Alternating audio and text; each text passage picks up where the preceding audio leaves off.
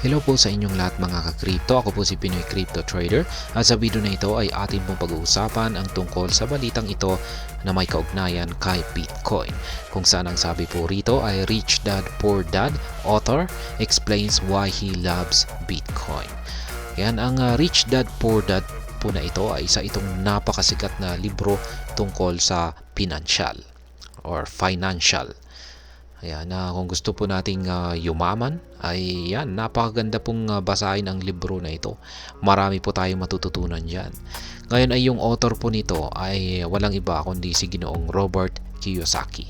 At siya po ay, ayan, sa balitang ito ay kanya pong ipinaliwanag kung bakit niya mahal na mahal ang pag-i-invest or mahal na mahal niya si Bitcoin or gustong-gusto niyang nag-i-invest dito kay Bitcoin. Kaya, yan. Bago po tayo magpatuloy ay nais ko lamang po munang bigyang linaw ang aking disclaimer kung saan ang nilalaman po ng video na ito ay hindi po ito isang financial advice. For education and information purposes lamang po ang layunin nito.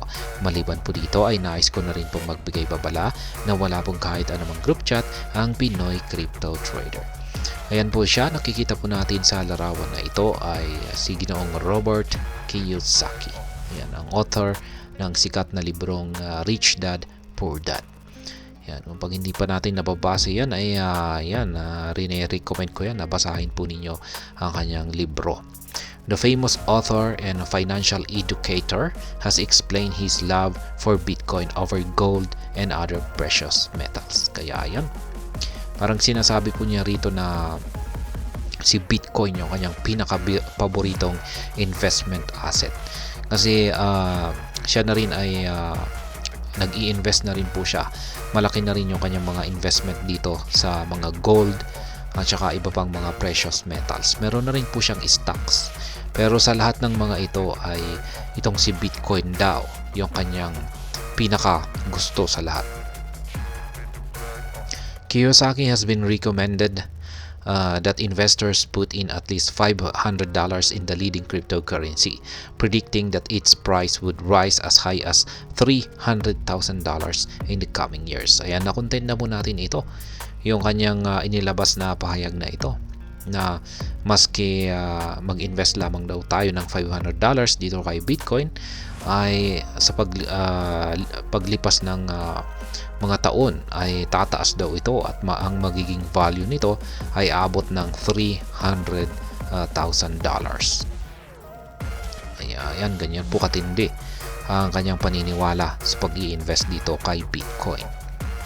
Robert Kiyosaki noted that while gold and silver may appreciate in value, their growth is limited by the discovery of new deposits of precious metals. Ayan, totoo po yan. Yan po ang sinabi ni Ginoong Robert Kiyosaki. Ang mga ginto, ayan, at saka silver or pilak ay pwedeng tumaas yung mga value nito. Pero yung pagtaas ng mga value nito or kanilang paglago ay limitado lamang. Depende po yan sa pagkakadiscover ng mga bagong minahan. Yan, kasi dyan po nanggagaling ang mga precious metals sa pamamagitan po ng pagmimina.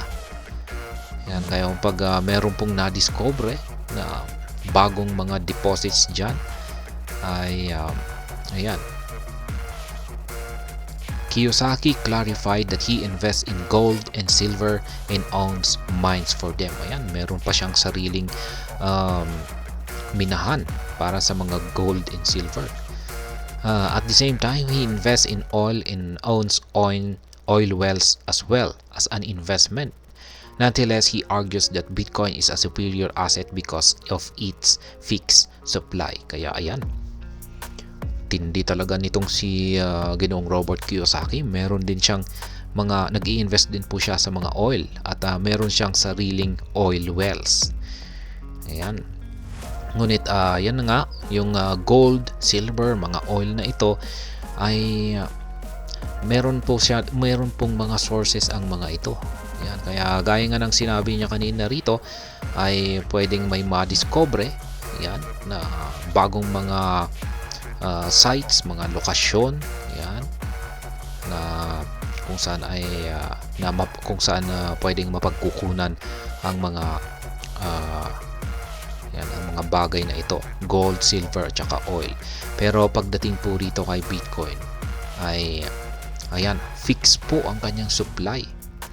Yan po ang pagkakaiba ni Bitcoin dito sa mga gold, silver at oil. Fix po yung kanyang supply. Even if Bitcoin's price keeps going up, this does not increase the supply, as there will only ever be 21 million coins issued.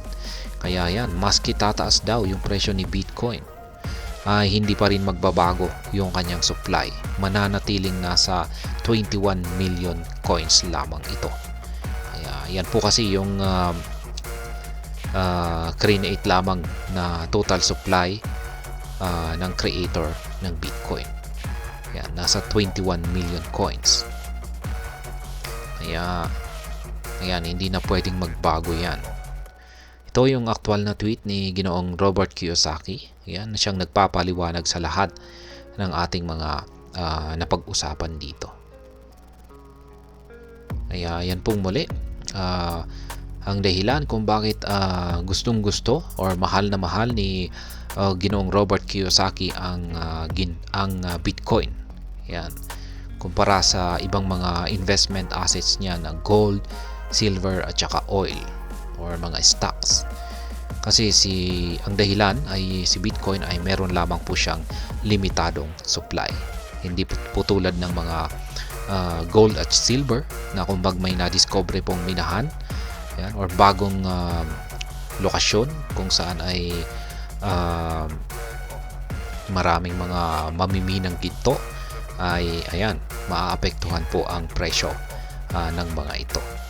Kaya kasi kung pag may na-discover pong panibagong minahan, ay syempre ay magkakaroon ng supply. May madadagdagan yung supply ng mga gold at saka silver, or tataas yung kanilang supply kasi may bagong source. Kaya pero pagdating po kay Bitcoin ay wala, fix talaga. Kaya yan lamang po yung kanyang simpleng dahilan dito. At hanggang dito na lamang po tayo sa video na ito, mga ka-crypto. Sana po ay inyong nagustuhan ang aking paliwanag sa video na ito. Kung inyo po itong nagustuhan, pakiclick lamang po ang like button nito. Para naman po sa mga bago lamang dito, kayo po ay aking inaanyayahan para mag-subscribe. Pakiclick na rin po ang bell icon nito dahil ito po ang siya magsisilbing notification nito sa mga bago kong videos na aking pong ina-upload sa aking YouTube channel na ito. Marami pong salamat sa panonood, ingat po tayo lagi at God bless po sa ating lahat.